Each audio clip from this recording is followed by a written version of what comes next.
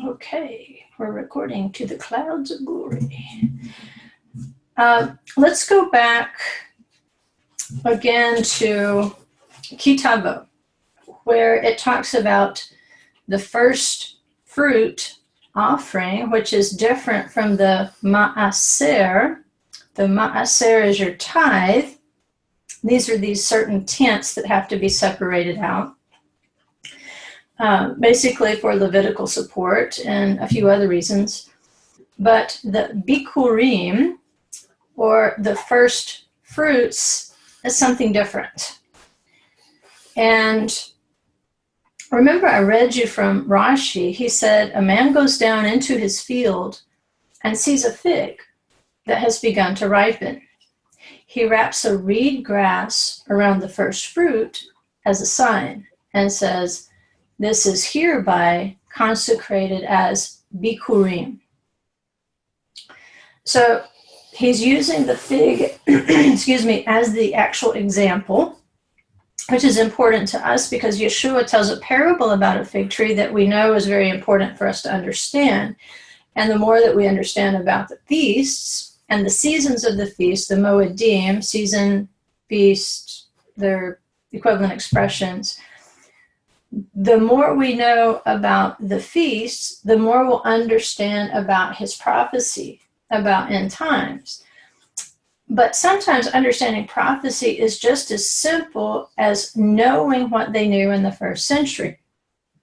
People lived very close to the land in the first century.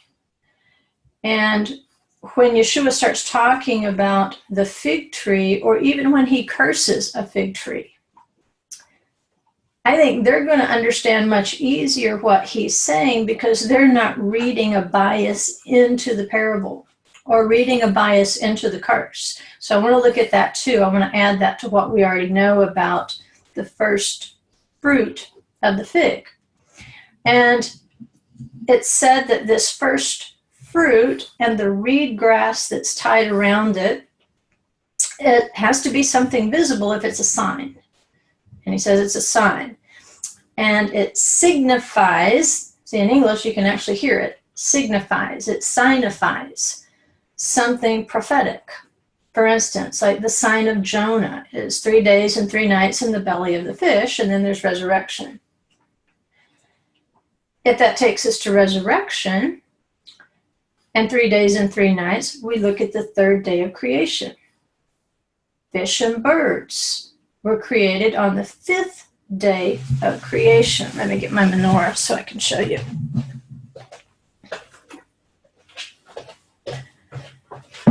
So,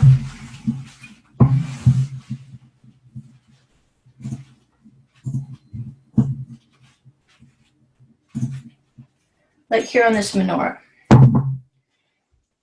if I say, okay, here's the third day, and the third day is going to be a sign of resurrection. But on this menorah, you're used to me twisting it around for a reason, because now the third day and the 5th day are joined at their bases. So you can look at it like this, third day, 5th day, you just follow the branch down and you realize, wow, they're kind of the same thing. They're just pointing in 2 different directions. One's pointing into the spring, and one's pointing into the fall. So what do the 3rd and the 5th days have in common? Resurrection. Because we know that the 3rd day, obviously the sign of Jonah, is going to be the resurrection of Yeshua. But the 5th day, or the Feast of Trumpets, or Yom Teruah, or Rosh Hashanah, whatever day you call it by, that's going to be the resurrection of the greater body with the last trump. Okay, and sometimes it's easy to be forgetful of which trump is which trump. Definitely no trumps that we've had in the news so far, but we'll go over that. Which is which, and what should I know about each of them? We need to remember, for right now at least, that the last trump is going to be the Feast of Trumpets, and the great trump is going to be the very next feast, the sixth feast, which would be Yom HaKippurim, Yom Kippur, the day of coverings, the day of atonements. So we've got the first fruits appeared in the earth on the third day of creation. Now, I know it's been a long time since we've gone over this. It might have been over a year. But there's a special language if you compare the plants of the third day of creation to the second account of creation. And the idea of it is that the third day plant creation, even though it was the first fruits when they appeared in the earth, they were still in like a bud state. They weren't really coming to full growth yet. And when Adam comes along and he prays for rain, then that is when those third day plants really spring to life and we start seeing the fullness of their fruit. Now that kind of sounds bizarre, but when you look at the Hebrew grammar of the two accounts, it starts to make a little bit better sense. And when we look at those concepts relative to the feast, when you've got a smaller number over here in the spring, but you've got a greater number representing the nations coming over here in the fall, then it starts to make sense why he would have chosen different words and different stages of creation. Not creation itself, but the early budding first fruit creation versus when man intervenes and begins to pray and do his job on earth. He can bring that which was created and he can bring great fruit as a result of it. So we've got a match here. We've got a third day and a fifth day. We've got first fruits with fish and birds, which were created on the fifth day of creation. If you remember, we read Jonah on Yom Kippur because it's part of the fall feasts and this idea of resurrection. Because Jonah is Yonah, and it means a dove. And then Yeshua calls disciples who are fishermen. Why? Because he's going to go out and send them out fishing for a greater number than he has found just within the boundaries there of the Holy Land itself.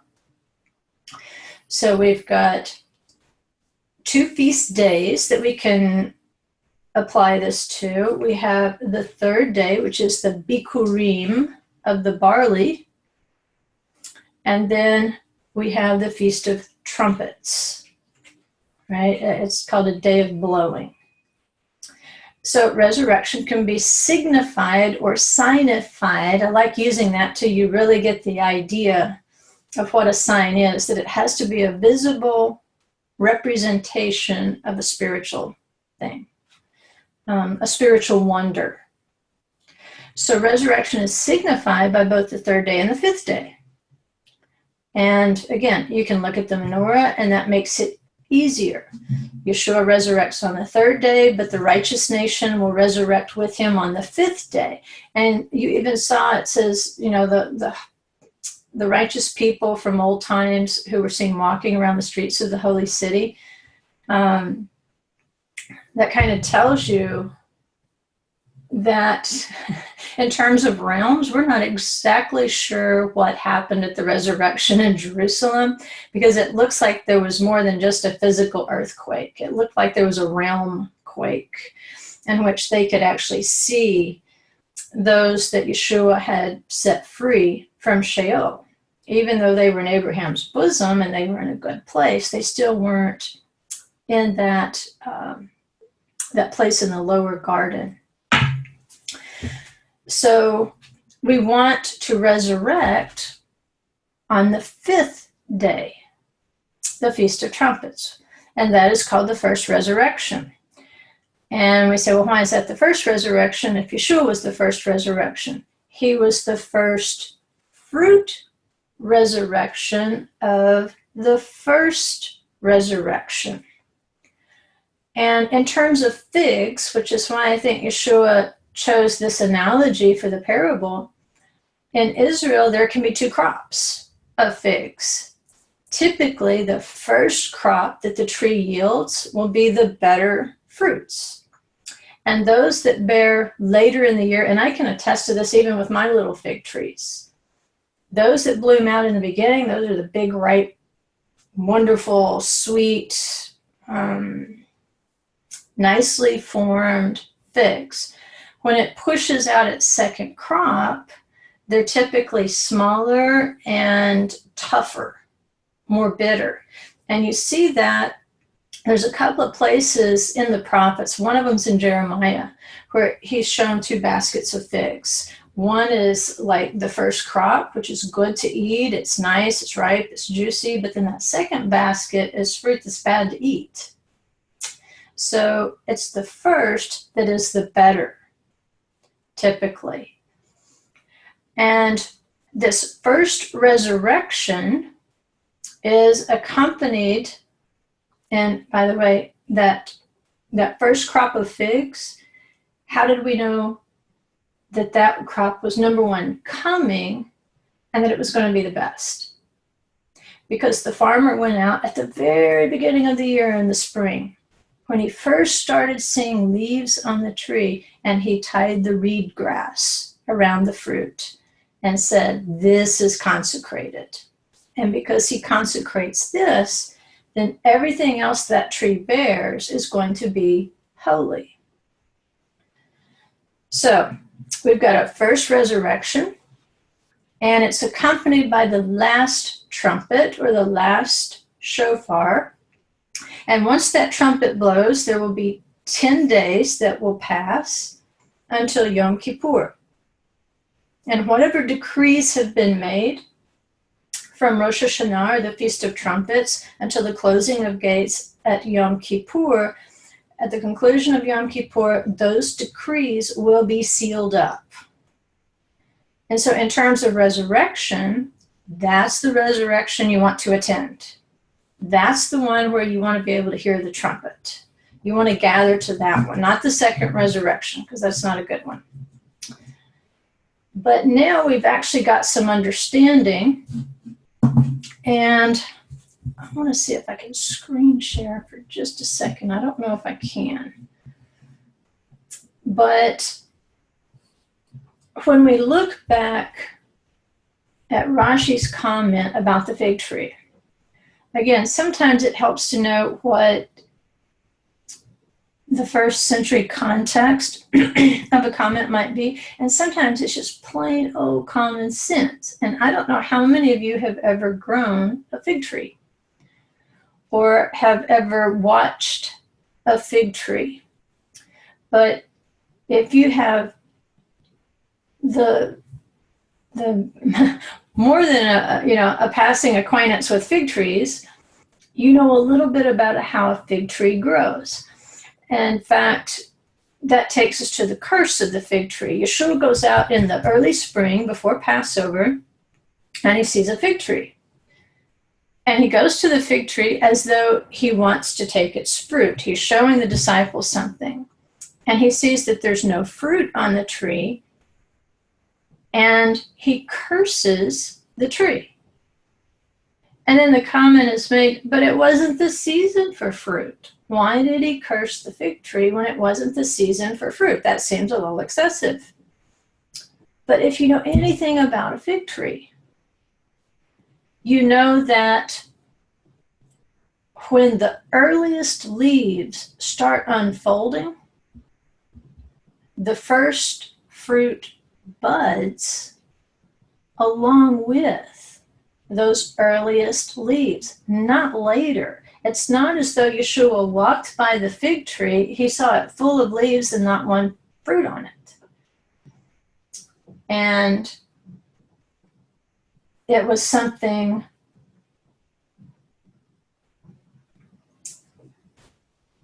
this was what he saw was out of the ordinary. Let's put it that way. Because if he could walk by a fig tree and he could see the leaves, then he should have been able to see the first fruit buds. If that fig tree were going to set fruit, it would be visible. Those first fruit buds would have set along with the leaves in the spring at the time of Passover. And it would be at that time, even before the leaves had completely unfurled, that a farmer could take the reed grass and tie it around those early fruits to consecrate them over until the first fruits offering of Sukkot. So what does that tell us about Yeshua? Well, he was a first fruit. He was a fig tree who budded at the proper time. However, there would be people who would not bud at the proper time, at his first coming at Passover. But because we have Yeshua as the first bud, as the first fruit of the fig tree, then he will be the first of many fruits that will be brought in the basket at Sukkot. So just for a second here, let me see if I can screen share this picture.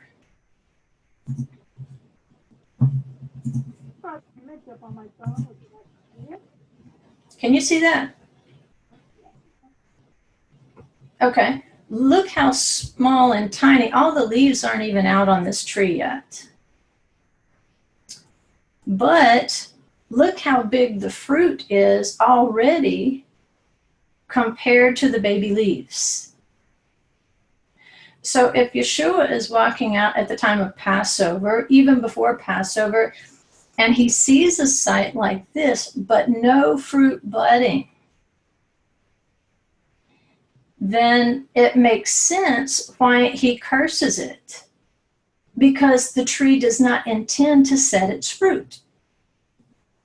It's not going to. If the tree were going to set its fruit, it would be setting the fruit along with the leaves.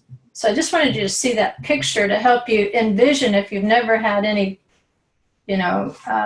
experience with fig trees, that you would understand when people, especially non-believers, who are trying to disprove the Bible or who are trying to say Yeshua was not who he said it was, they will typically point to this parable of the fig tree and say, well, look how mean Jesus was. He cursed a poor little old fig tree that wasn't doing a thing wrong. Well, yes, the fig tree was doing a thing wrong. It had not set its fruit with its leaves. So I thought that visual would be great for us. Which kind of takes us back to Kitabo. And remember, when you took that basket of first fruits, now by this time, because of,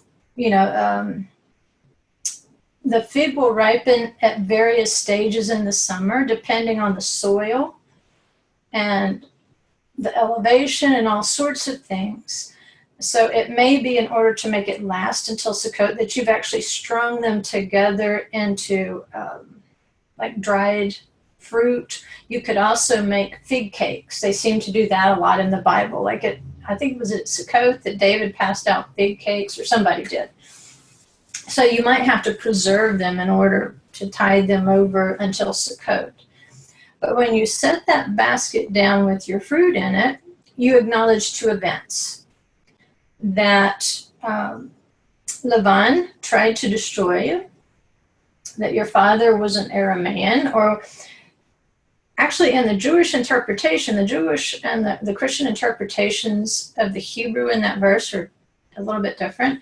The Hebrew interpretation is that not my father was a wandering Aramaean, but that an Aramaean tried to destroy. Remember the king of Abaddon, and Avad being the Hebrew word for destruction.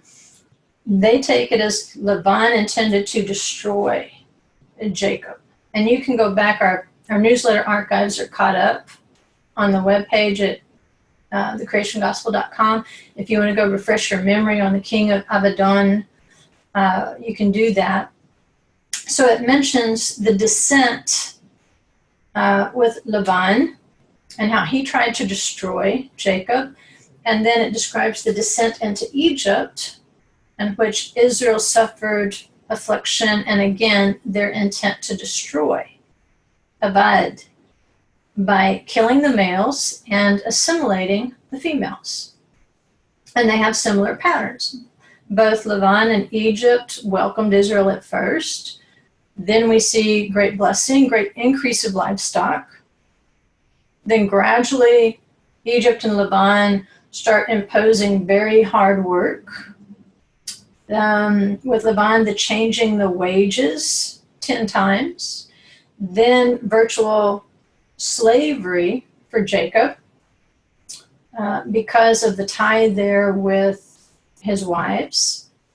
For the Hebrews, actual slavery. And then finally, threatened annihilation. So it took 10 plagues to undo the slavery before Pharaoh was willing to grant Moses' requested 3 days' journey into the wilderness to go celebrate a chag, or a feast.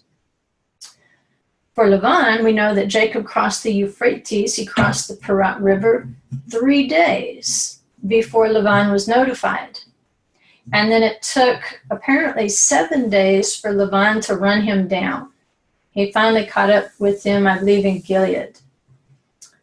And remember, when Jacob crosses the great river, the Parat, which in English is the Euphrates, Parat means the fruitful river. Or sometimes it's called the great river, or just the river in Scripture. But the idea there is, when we look at the rivers of Eden, it was the Parat River that fed the other rivers and therefore brought forth the fruit. So it's not just going to bring forth the first fruit, it's going to bring forth all the fruit. And it's that river, remember, that you have to cross over into the lower garden. It's also called the burning river, because that's what a river does in Hebrew. It means burning and shining. And so that's the river that ran out of the upper Eden and watered the whole lower garden. And that's the home of those awaiting the first resurrection. Why? Because they are also holy. They are also, because of the first fruit, they are also qualified for that second basket wave. Remember, we talked about when the person puts the basket down and he sings his recitation about the Aramaean and so forth, and coming out of Egypt. The basket is actually waved twice, and the understanding is that the priest puts his hands under yours so that along with you, he elevates twice, signifying first, I believe, Yeshua's resurrection as the first fruit, and then the second wave as those who will be joining him in the first resurrection, going into the clouds of glory. And so from that fruitful river, we realize that as we look at that menorah as the circles that it is, that each of our pilgrimage feasts requires some offering of first fruits. The first two first fruits offerings are national sheaves. In the Passover week, you've got the bikurim, or the first fruits of the barley, which is offered on behalf of the nation. And at Shavuot, you take the wheat sheaves, which are also offered on behalf of the nation. But at Sukkot, you bring in your first fruits, and whether it's from your wine vat or your threshing floor, you bring those things in, and they're more of a personal, this is what's in my basket sort of thing. So again, if Jacob runs off for 3 days, crosses the great river, what does that tell us? He's crossing back into the garden. But the beautiful thing is that when Jacob does that, he's not just taking his wives. He's taking a multitude of speckled, streaked, and spotted livestock. The same way that Abraham brought them out of Egypt before. The same way that Moses is going to bring that mixed multitude out of Egypt later. It's these multicolored livestock that are part of the prophecy. So what is he saying? If we've got 3 days and 7 days, that's going to make 10 days, just like it took 10 plagues to get not just Israel, but the mixed multitude out of Egypt. Apparently it takes 10 days for that severing of relationship with Laban to be complete. And ironically, even though he overtakes them in Gilead, and he still believes the women and the children and all the livestock are his. He says, they're mine, but I can't touch you. So Laban has sinned so long, he has become the lie. He still believes that they're his. But they make a covenant, they part ways, and then Jacob, we know, goes on to be named Israel. And he builds Sukkot for the livestock in Israel. So that's 2 destructions. That's the first destruction that was intended, the destruction of Jacob in Aramea, or in the land of Laban. And then the second avad, or destruction, was intended in Egypt. And we know the Israelites left Egypt on Passover. They crossed the Reed Sea, the Yam Suf, and they come up on the 3rd day. They come up at the Feast of First Fruits. And remember, it was the reed grass that was tied around the first fruits of the 7 species. So Jacob comes from the first destruction. He goes back to the land of Israel. He builds Sukkot. And remember, a nickname of Sukkot is Sukkot of the nations. So now he's got the first fruit of 12 tribes. All right, and the last one, Benjamin, is actually the only one born in the land, which is kind of interesting. But then some time passes. We know the story of Joseph. And then Jacob is going to descend down to the second destruction in Egypt, 70 in number. That's Genesis 46:27. So those symbolic 7 species of first fruits that are subject to Bikurim at Sukkot time in the land of Israel, as Jacob is sojourning there, his number multiplies into 70. So we take those 7 species, we multiply them by 10, which remember is the minimum number of a congregation, and he multiplies into 70. And it says in Deuteronomy 32:8, when the Most High gave the nations their inheritance, when he separated the sons of man, he set the boundaries of the peoples according to the number of the sons of Israel. And so 70 becomes the symbolic number of the nations.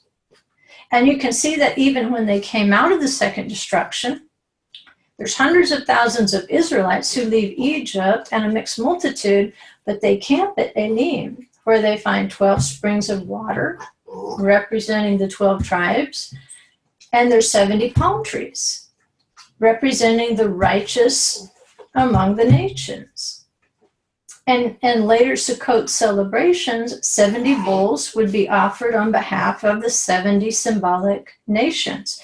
So if we look back at the crossing of the Reed Sea at Passover as a Adonai's way of taking the reed grass of the Reed Sea and tying around his people, we can see that those early Passover fig buds, they were going to set a lot of summer fruit. So the idea of first fruits, or bikurim, it means the first. You dedicate the first. It doesn't mean the best, even though indications are that the first crop is going to be the best of the crop. But you don't wait and evaluate at the end of the season to say which was my best. You don't, as they say, go through and cherry pick it And that's not the point. The point is for you to do it first. As soon as you begin to see the fruits set, no matter what various qualities it will produce, it's not your job to judge the quality at that point. And so when Israel leaves Egypt and they go through the Yam Suf, now remember, Suf means reed. We've got this great number of Israel. We've got the mixed multitude, like Jacob's cattle, and they're having this symbolic reed grass tied around them to represent that they are first fruits from the dead because they have descended to the bottom of the abyss, to the bottom of the sea. These people are going to be the first ripe fruits of the nations. It's a new prophecy of first fruits. And so without understanding Yeshua's sign of Jonah, which is going to be descent into hell, which also goes by different names, Sheol, the pit, the deep, the abyss. If Yeshua did not descend to the bottom of the sea, so to speak, the nations would not yield their fruits. In other words, if he was not a first fruit, then he could not be the first fruit of many others. And without that dedication of the first fruits at Sukkot, but bringing them in that basket, then whatever else is on the tree or in the field is not holy either. Holy means to be set apart to Adonai, not mingled with the mundane. Like in Egypt, kill the baby boys, but let's keep the women for ourselves and mingle with them. No, that's not what holiness is.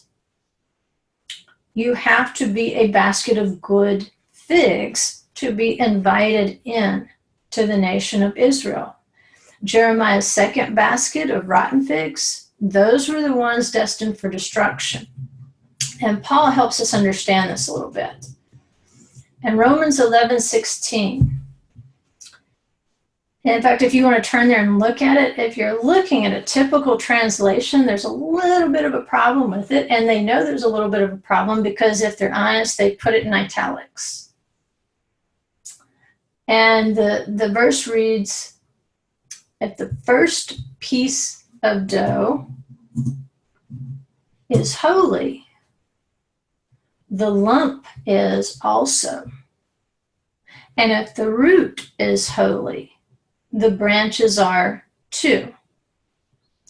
So what's in italics typically is where it says, if the first piece, it'll say of dough. And what does that tell you? They're guessing. It's not specific within the text. So they're supplying that. I think this is what it means. And it can mean that. I think we've got a double entendre going here, knowing how smart Paul is. I think most of what Paul says goes over a lot of people's heads. But if we say, if the first fruit is holy, the dough is also. Because we can get that from the Greek. If we go and we take that verse and if you pull up an interlinear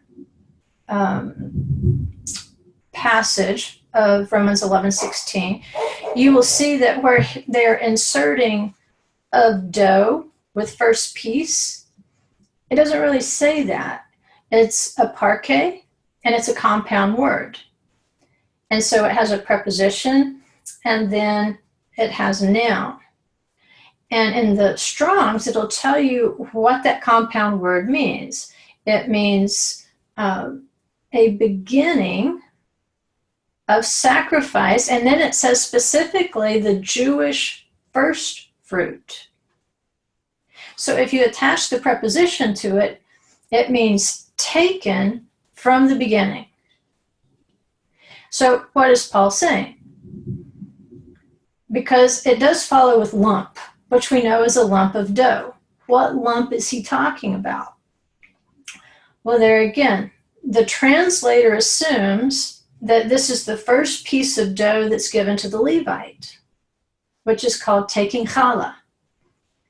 But I think it's a double entendre, because remember, if you don't bring in the first fruits, the bikurim of the barley at Passover on the third day, then no one else in the nation can make dough, can make bread from the barley crop at all. The first has to be removed before they can begin to use the dough of the barley. So that helps us. And then I think he goes on in 1 Corinthians 15, 20 through 23, and he helps us out a little bit. And I'll just kind of read the vital parts. It says, but now Christ has been raised from the dead, the first fruits of those who are asleep. But each in his own order. Christ, the first fruits. After that, those who are Christ's at his coming. So, Messiah is going to be the first fruit, raised from the dead. And because of that first wave, that first resurrection, then everybody else who is asleep in him, or even if we're alive, then we join him in our own order. There's an order to this that is very important, and Yeshua points that out later. So Yeshua resurrects after 3 days and 3 nights, the sign of Jonah. And at the last trump of Yom Teruah, the rest of the fruits and the sheaves who have been made holy in their order will also be resurrected.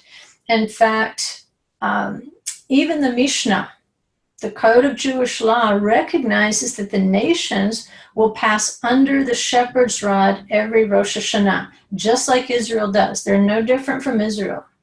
They all pass under the shepherd's rod at the Feast of Trumpets, or the last trump.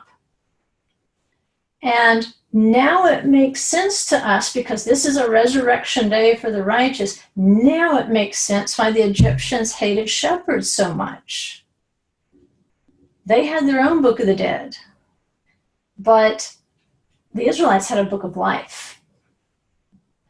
And the Israelites had a shepherd, and it was going to be under his authority that the nations, even Egypt, passed under his rod and would be judged. So that's the last trump, and then that takes us over to the great trump at Yom Kippur. And remember, we read Jonah at Yom Kippur.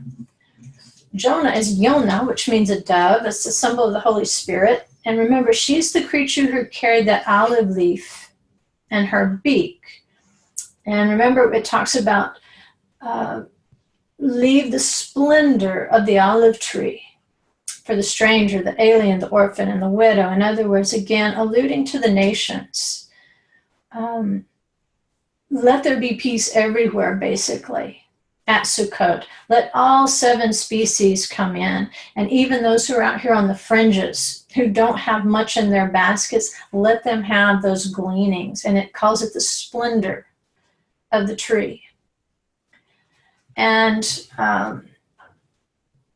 in fact, you know, about the dove, in the rabbinic tradition, it says the kingdom of heaven is no higher above the earth than the height a dove can fly. And if you look at that in the context of Yeshua's immersion by John the Baptist, you can see why the cloud seems to be so close, because a dove is not going to fly up to where we see clouds. The cloud would have to be very low for a dove to fly out of it, if they're using this as an example. And so this cloud descends, just like it did in the wilderness. It was always visible. It was always in sight there. This thing that looks like a dove flies out. Of course, it says, "This is my beloved Son in whom I'm well pleased." And yes, the pillar of cloud was always within sight. But the sign of Jonah, the sign of the dove, prophecy, it helps us to explain that reed crown. Because it's a parallel to understanding, you need the reed crown, you need the reed grass tied around you, like the Israelites going through and walking on the dry ground of the Reed Sea, going all the way down, as Jonah calls it, to the bars of the earth. And seeing it, it's a parallel of escape from Sheol, the prison of the dead. And remember, one of the oaths you had to recite over the Sukkot basket was that when you collected these bikurim, you didn't collect it while you were in mourning, nor have you offered that first fruit to the dead. That would be an unlawful contact with a separated soul, plus especially that 30 days of grief or mourning for a departed loved one. That's when you're going to attach grief to what is in that basket. And we saw a little bit of that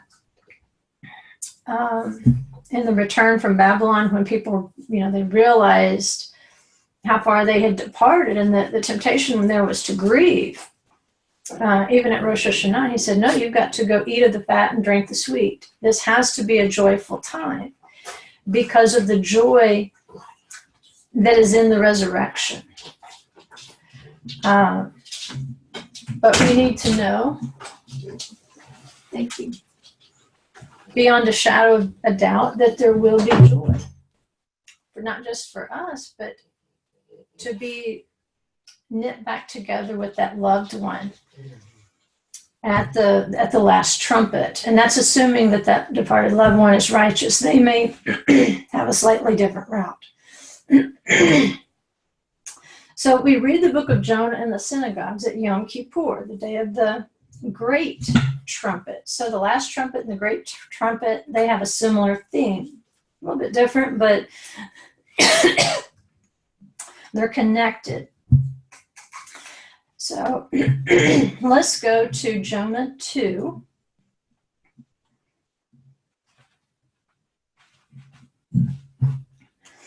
And look at the sign of Jonah and look at some of our hints. It says, I called out of my distress to the Lord, and he answered me. I cried out for help from the depth of Sheol. You heard my voice. Now remember, the depth of Sheol is pretty much the same as the bottom of the abyss that's described as the habitation of the king of Abaddon in Revelation. So he's comparing the depth of Sheol, or the abyss, to the deep. He says, for you had cast me into the deep, into the heart of the seas, and the current engulfed me. All your breakers and billows passed over me. So I said, I have been expelled from your sight. Nevertheless, I will look again toward your holy temple. Right? Again, the holy temple, the place where those first fruits offerings are going to be made, the place where those signs of resurrection are on public display, the place where you bring your basket. He says, I'm going to look there. Water encompassed me to the point of death. The great deep engulfed me. Weeds, and that word for weeds is suf, and that's reeds. Like Yom Suf. Okay, so he says suf were wrapped around my head. I descended to the roots of the mountains. The earth with its bars was around me forever. But you have brought up my life from the pit, O Lord my God. While I was fainting away, I remembered the Lord. And my prayer came to you in your holy temple. And in fact, that's kind of where we're going to be tonight. As we're in the synagogue service, you get this sense, if you're doing the traditional liturgy, that really it's we're about to die. We're down in the pit. We're at the end of the year, or the going out of the year, or the turn of the year. And we're praying corporate prayers. We're fainting away. And it says, and my prayer came to you in your holy temple. It says, I remembered the Lord. Remember, the Feast of Trumpets is a memorial feast. Yom Kippur is a memorial. A memorial of what? Well, we'll get into that soon. But for one thing, it's a memorial of the Pesach season where the first fruit was set aside. So we can be fainting away, but if we remember at the Feast of Trumpets, if we have that memorial, when we hear the trumpets, that Yeshua was that little bud on the tree, and he was set aside by the Father, a reed grass was tied around him for our sakes, then our prayer can come into his holy temple. And he'll remember us. There's another aspect of memorial, and we can be resurrected from the dead in a moment, in the blink of an eye, at the sound of the shofar. He says, those who regard vain idols forsake their faithfulness, but I will sacrifice to you with the voice of thanksgiving. That's the voice of Sukkot. That's the voice with which you sing your thanks over the basket, and the voice of your deliverance from the two destructions, from Lavan, from Egypt. And you say, that which I have vowed, I will pay. And the last line there, salvation, Yeshua, is from the Lord. So, again, this voice of thanksgiving with which you pay your first fruit or your vows, you're bringing in that which has been set aside from very, very early in the spring growing season. And we see that in fragments from the accounts that we have of Yeshua's trial and the steps leading up to his crucifixion on the tree. There again, the first fruit of the tree. Yeshua was prepared for his death and his resurrection, of all things, with a Roman reed to the head. Remember, they make him a crown of thorns. And if you look at Mark 15:19, it says they kept beating his head with a reed and spitting on him and kneeling and bowing before him. So what does that mean? Well, again, if we go back into the Jewish sources, Rashi makes a comment in this Torah portion about this very thing, and it has to do with the transfer from Moses to Joshua. And he's commenting on Deuteronomy 31:7, where he's telling Joshua, you shall bring the Israelites in. And the implication of the verb form implies that the Israelites have to be brought into Israel with force. And his comment is, if necessary, take a rod and hit them on the crown of their head. There is one leader for a generation and not two. So what are the Roman soldiers doing? Unwittingly, they're giving a signal that there is only one king of the Jews who's going to be able to take Israel into the land of Israel. That physical representation of the lower garden and the home to those of us who will be resurrected with him. It's strange, some of the connections we have in this Torah portion. So if we're like Jonah, if we're like Yeshua, we need this reed crown of resurrection. And I guess sometimes he does have to hit us on the crown of the head to remind us where home is, that we have to go in. So if you think of this, every year when we're going through the Passover Seder, and we have the words right there in front of us, this is what happened to me when I came out of Egypt. When we came out of Egypt at Passover, at the time of the first fig buds, we're affirming that we too passed through the depths of hell. We too passed through the Reed Sea with Yeshua, that salvation of Adonai, and he placed that crown of reeds on our head to prepare us for the Feast of Trumpets, for the last trumpet. So, just briefly, we're looking for a last trump. which is the Feast of Trumpets, which ironically is the first, which is kind of confusing when we're looking at the fall feasts. But it will be the last in some respects. We just don't have time to chase that down today. But that's going to be eventually the first resurrection that's going to start with those who were crowned with that reed, that first fruit of Yeshua.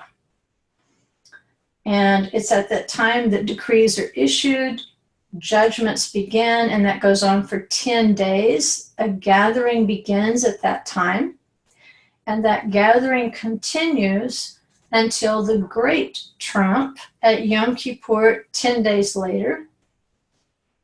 By that time, when the gates are closed, the resurrection is complete, the decrees are sealed, the gates of judgment are closed.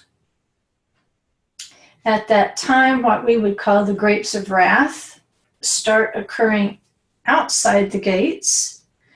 Inside the gates, we are under the shelter of his sukkah. We're dwelling in Sukkot. We're finally dwelling in those clouds of glory. And there's one more judgment for us. Not as horrible as the two that went before, but now you're being asked, the 7 shepherds, they're going to come to you and say, how well are you dwelling in the clouds of glory?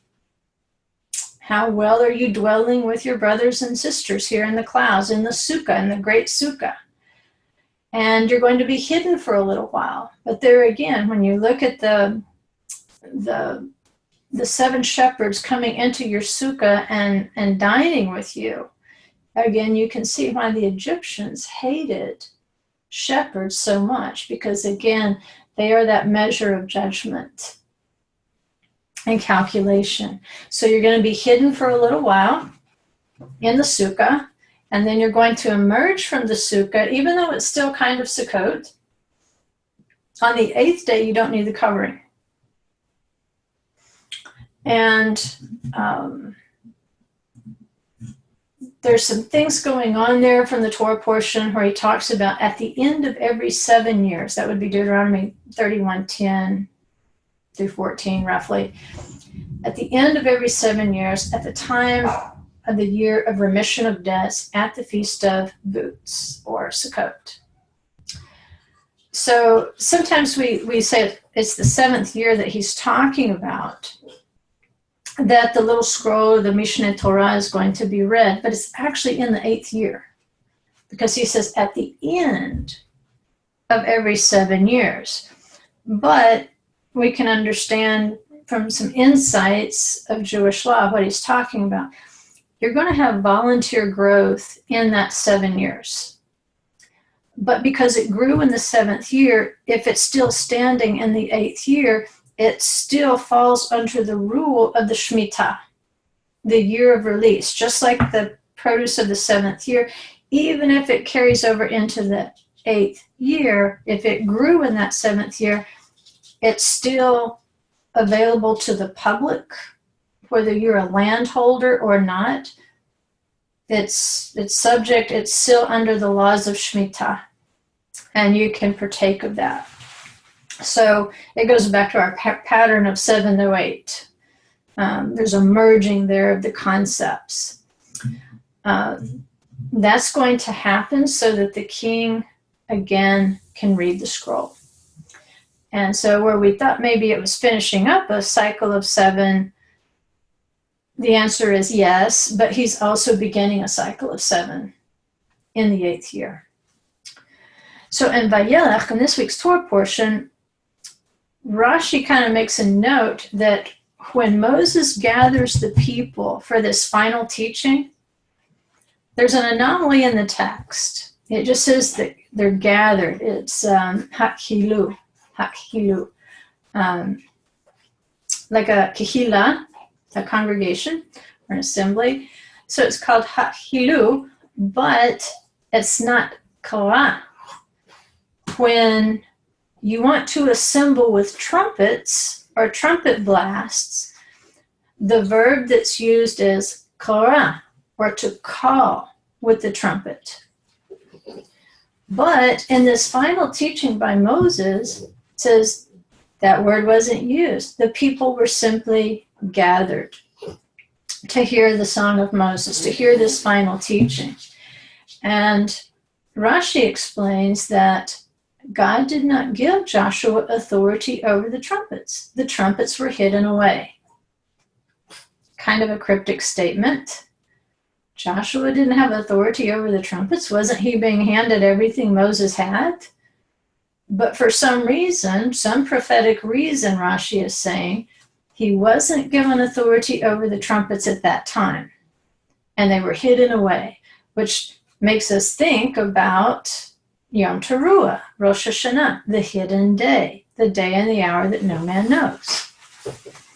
So if we look at what Yeshua said, Matthew 24, 31 and 36, he says, he will send forth his angels with a great trumpet, and they will gather together his elect from the four winds, from one end of the sky to the other. The great trumpet there goes with Yom Kippur. So it's telling you the last trumpet has sounded. There have been 10 days, and the final sealing up is being marked there with a great trumpet, that final gathering from the four winds. He says, but of that day and hour no one knows, not even the angels of heaven, nor the Son, but the Father alone.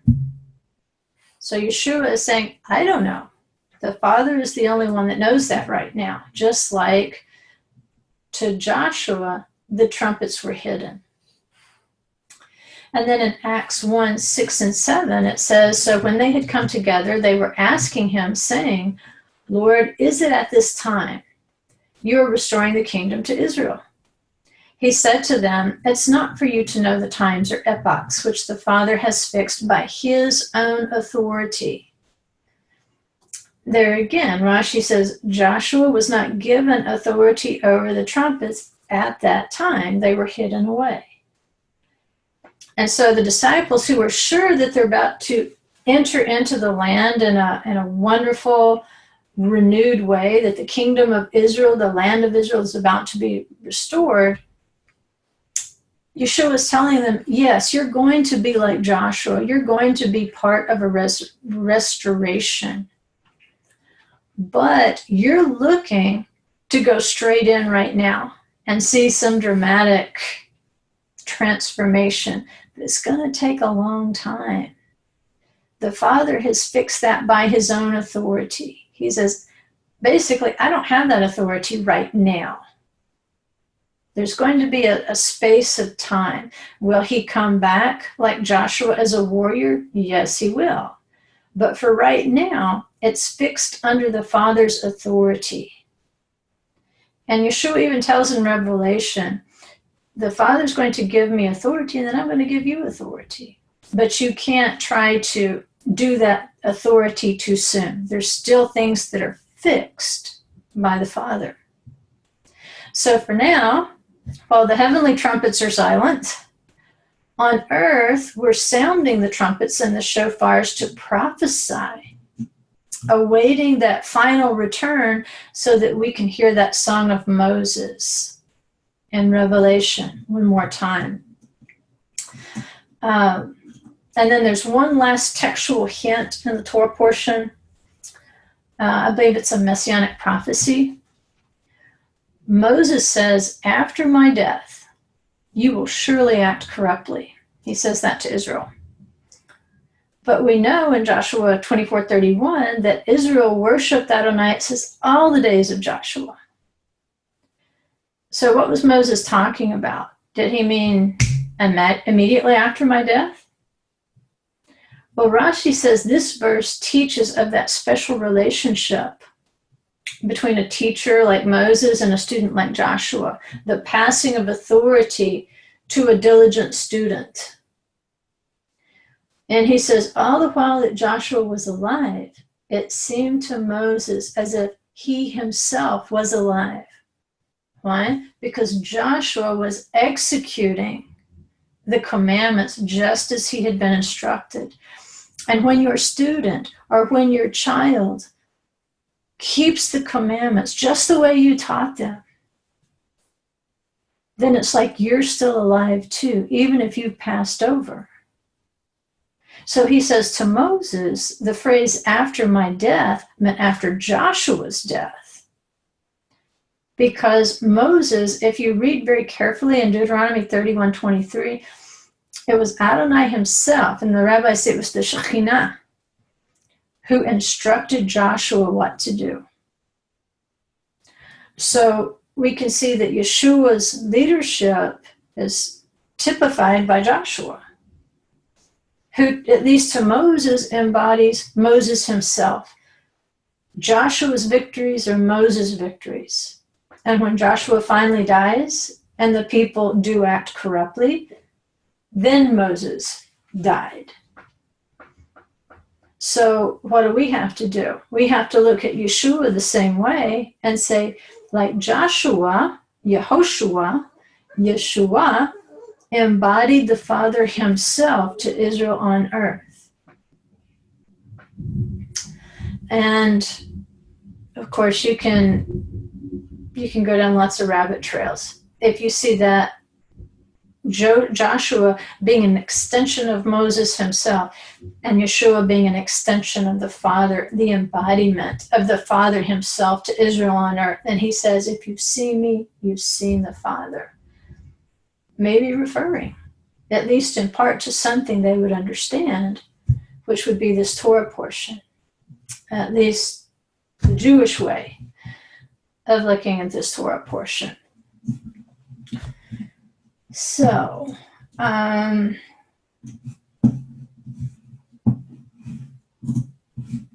it. I told you I would be short.